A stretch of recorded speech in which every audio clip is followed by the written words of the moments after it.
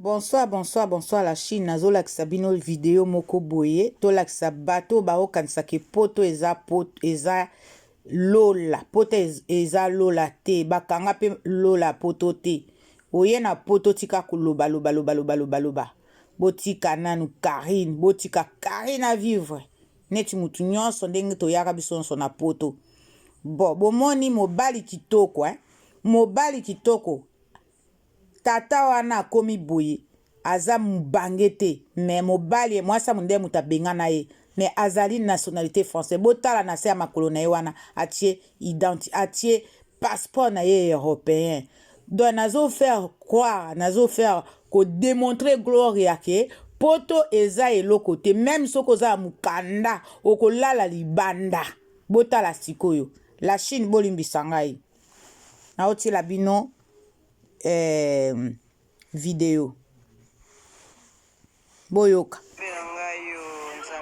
botala Château Rouge Voilà Château Rouge.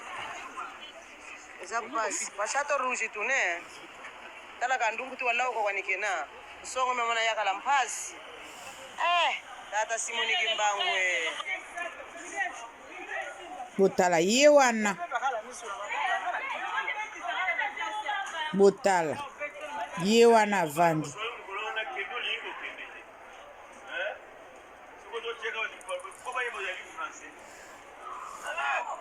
asa français solo tala mukanda na ye passeport na ye wana na makolo na ye yango wana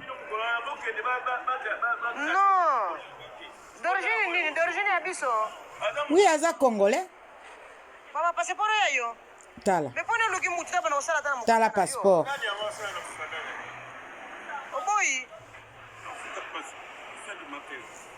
ya nini kati mutu soka asali na mukanda na yo orespecte kaka bafuta baimpo tala identité passeport ya nini ya mwasi ya européen oza na bana olingaka mindele bana bone mindele mama passeport ezofukila passeport ezofukila mpenza oyo yango mpenza botala union européenne tata Simoni Kimbangu tufina makedika kampatisa mpila bubwe bongo yo gloire ezobetela tolo poto omoni aza union européenne